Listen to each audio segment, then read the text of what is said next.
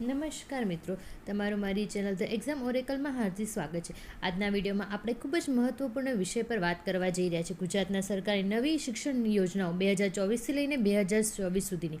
આ ટોપિકમાં ટેટ અને ટાટ બંનેના પરીક્ષાઓનું મહત્વનું જે છે ડાયરેક્ટ પ્રશ્નો પૂછાતા એ કવર કર્યું છે. આ વિડીયોમાં મેં ખાસ તમારા માટે 100 MCQ લીધા છે, જે એક્ઝામમાં તમને ડાયરેક્ટ મદદ કરશે. જો તમારે ખરેખર સિલેક્શન મેળવવું હોય તો વિડીયો અંત સુધી જોજો, કારણ કે દરેક પ્રશ્ન એક્ઝામ ઓરિએન્ટેડ અને કોન્સેપ્ટ બેઝ છે. ચલો શરૂ કરીએ.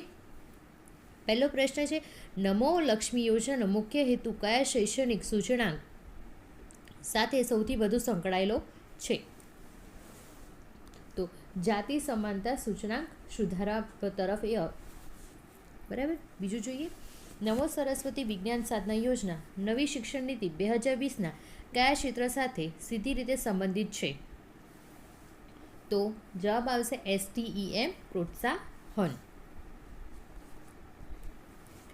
SSIP 2.0 હેઠળ આપવામાં આવતી ગ્રાન્ટનો મુખ્ય હેતુ શું છે? નવીનતાથી સ્ટાર્ટઅપ બનાવવું. RTE કાયદા હેઠળ 25% અનામત કઈ કલમમાં દર્શાવવામાં આવી છે? કલમ 12(1)(c)માં. PM પોષણ યોજના કયા પરિણામ આધારિત અભિગમને દર્શાવે છે? તો પોષણ અને શૈક્ષણિક શિક્ષણની ગુણવત્તા પર આધારિત. 360 મૂલ્યાંકન પદ્ધતિ કઈ શૈક્ષણિક વિચારધારાને પ્રતિબંધિત કરે છે? સતત અને વ્યાપક મૂલ્યાંકન. જ્ઞાન સાધના મેરિટ સ્કોલરશિપ કઈ પ્રકારની પસંદગીની પ્રક્રિયા પર આધારિત છે? સ્પર્ધાત્મક પરીક્ષા. જ્ઞાન સેતુ યોજના મુખ્યત્વે કઈ સમસ્યાઓનું ઉકેલે છે? આર્થિક રીતે નબળા વિદ્યાર્થીઓનું શૈક્ષણિક સમર્થન. SSIP યોજના કઈ સ્તરની સંસ્થાઓને આવરી લે છે? ઉચ્ચતર અને કોલેજ. RT કાયદો કયા વર્ગ જૂથ માટે ફરજિયાત શિક્ષણની જોગવાઈ કરે છે? 6 થી 14 વર્ષ. નમો કિશોર યોજનાનો મુખ્ય ઉદ્દેશ કયો છે?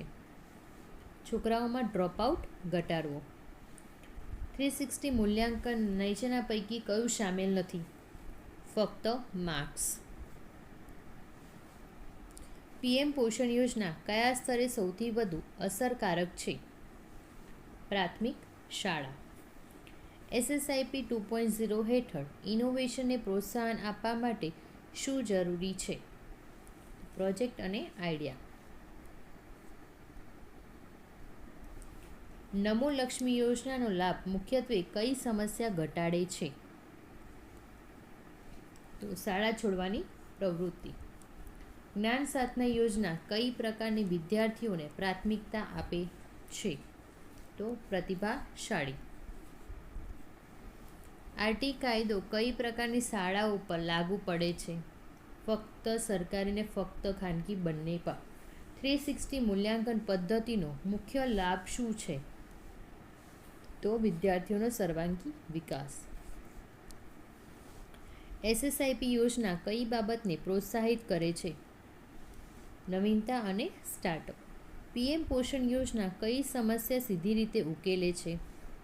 કુપોષણ. નમો લક્ષ્મી યોજનાનો પ્રભાવ કયા શૈક્ષણિક પરિણામમાં વધુ લાંબા ગાળે સૌથી વધુ જોવા મળે છે? માધ્યમિક સ્તરે છોકરીઓનો નોંધણી દર. નમો સરસ્વતી યોજના STEM શિક્ષણમાં કયા તત્વોને મજબૂત બનાવે છે? પ્રયોગાત્મક અભ્યાસ.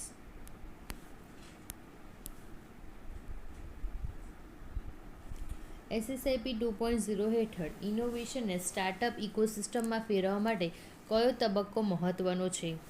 પ્રોટોટાઇપ વિકાસ. RTE કાયદા હેઠળ મફત શિક્ષણનો અર્થ શું થાય છે? કોઈ પણ ખર્ચ લેવાય નહીં. PM પોષણ યોજના શિક્ષણના કયા અપ્રત્યક્ષ પાસાને મજબૂત બનાવે છે? તો ધ્યાન અને એકાગ્રતા. 360 મૂલ્યાંકન પદ્ધતિમાં ફોર્મેટિવ એસેસમેન્ટનો અર્થ શું થાય છે? સતત મૂલ્યાંકન. જ્ઞાન સાધના યોજના કઈ બાબત પર આધારિત છે? પ્રતિભા અને મેરિટ પર. જ્ઞાન સેતુ યોજના કઈ ખામી દૂર કરવા માટે રચાઈ છે? શૈક્ષણિક માર્ગદર્શનની અછત. એસએસઆઈપી યોજના કયા પ્રકારના વિદ્યાર્થીઓ માટે વધુ લાભદાયક છે? નવીન વિચાર ધરાવતા. આરટી હેઠળ નેબરહુડ સ્કૂલનો અર્થ શું થાય છે? તો નજીકની શાળા. નમો કિશોર યોજનાનો મુખ્ય ફોકસ કયા મુદ્દા પર છે? છોકરાઓમાં શાળા છોડવાનું ઘટાડવું. 360 મૂલ્યાંકન પદ્ધતિમાં કયા પાસાને સૌથી વધુ મહત્ત્વ આપવામાં આવે છે? કૌશલ્ય અને વર્તન. પીએમ પોષણ યોજના કયા પ્રકારના શૈક્ષણિક પરિણામોને અસર કરે છે? શૈક્ષણિક ગુણવત્તા. એસએસઆઈપી 2.0માં ઇનોવેશન ગ્રાન્ટ તરીકે કયા તબક્કે આપવામાં આવે છે? ઇનોવેશન ગ્રાન્ટ કયા તબક્કે આપવામાં આવે છે? અમલીકરણ સ્તરે.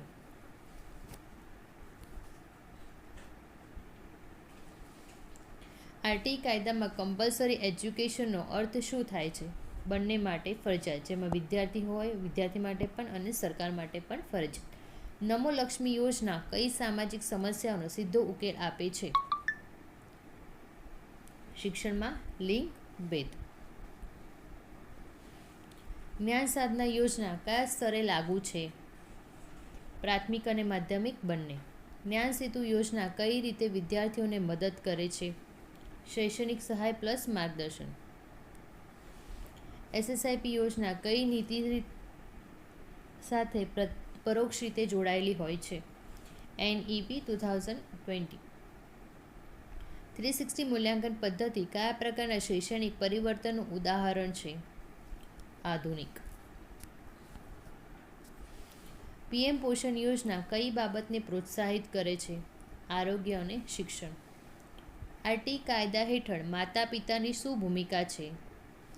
બાળકોને શાળામાં મોકલવાની. એસએસઆઈપી હેઠળ કયા પ્રકારના પ્રોજેક્ટને પ્રાથમિકતા મળે છે? નવીન અને ઉપયોગી. નમો સરસ્વતી યોજના કઈ ક્ષમતા વિકસાવે છે? વૈજ્ઞાનિક વિચાર શક્તિ. 360 મૂલ્યાંકન પદ્ધતિમાં પીર અસેસમેન્ટનો અર્થ શું થાય છે? મિત્રો દ્વારા મૂલ્યાંકન. જ્ઞાન સાધના યોજના કયા પ્રકારના વિકાસને પ્રોત્સાહન આપે છે? બુદ્ધિ આધારિત. જ્ઞાન સેતુ યોજના કઈ ખાઈને ભરવા માટે છે? શૈક્ષણિક ખાઈ. એસએસઆઈપી 2.0 કઈ અર્થવ્યવસ્થાને મજબૂત બનાવે છે? સ્ટાર્ટઅપ અર્થવ્યવસ્થા.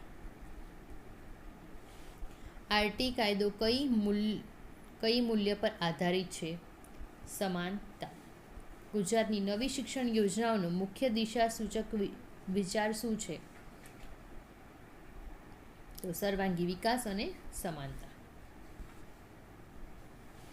નમો લક્ષ્મી યોજનાનો લાંબા ગાળાનો પ્રભાવ કયા સૂચનાંકમાં સૌથી વધુ જોવા મળે છે?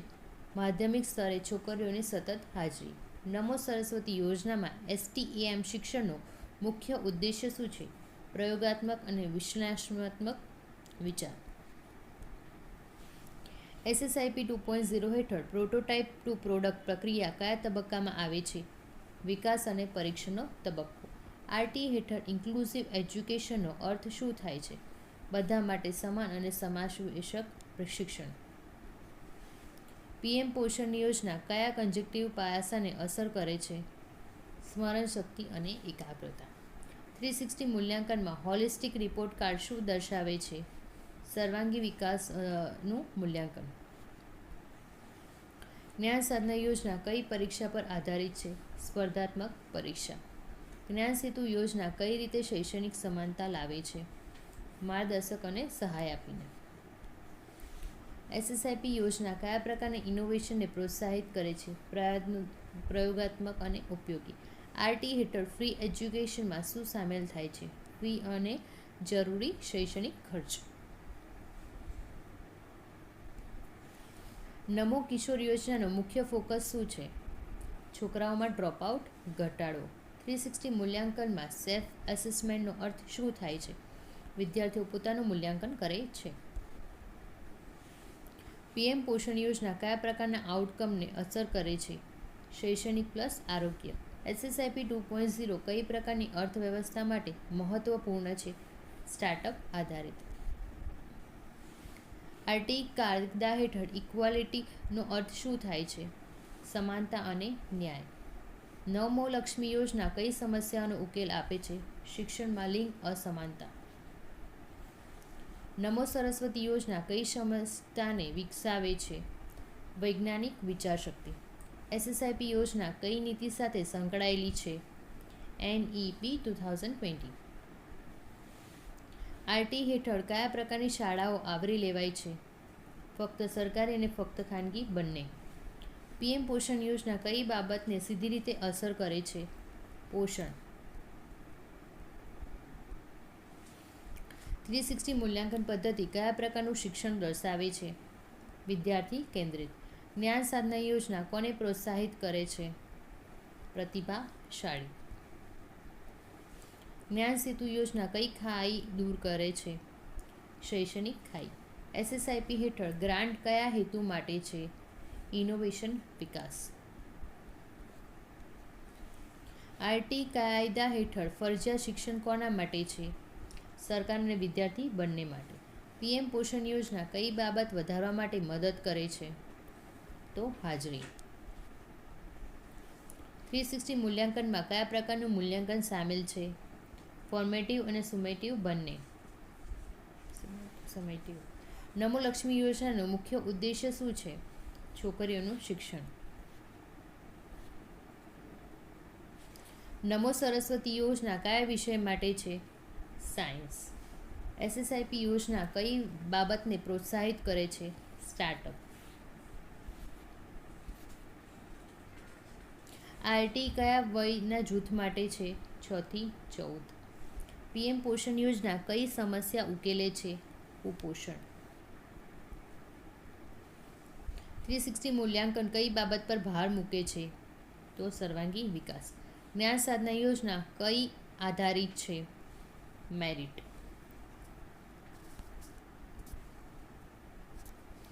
જ્ઞાન સેતુ યોજના શું આપે છે? શૈક્ષણિક સહાય. SSIP 2.0 કઈ બાબતને મજબૂત બનાવે છે? Innovation ecosystem.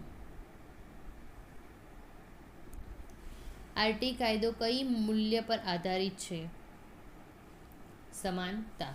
PM પોષણ યોજના કયા વિદ્યાર્થીઓ માટે છે? તો પ્રાથમિક. 360 મૂલ્યાંકન શું દર્શાવે છે? સર્વાંગી મૂલ્યાંકન. નમો કિશોર યોજનાનો હેતુ શું છે? છોકરાઓમાં ડ્રોપઆઉટ ઘટાડવો. SSIP યોજના કોને લાભ આપે છે? વિદ્યાર્થી અને શિક્ષક બંનેને. આરટી હેઠળ કઈ સીટ અનામત છે? 25%. PM પોષણ યોજના શું આપે છે? ભોજન. 360 મૂલ્યાંકન કઈ કક્ષામાં લાગુ પડે છે? તો 1 થી 8. આમાં છે ને લેટેસ્ટ અપડેટ પ્રમાણે 1-2 જવાબમાં ફેરફાર પણ હોઈ શકે છે, એટલે તમારે એક્ઝામ આપતા પહેલાં જવાબ ચેક કરીને જવું.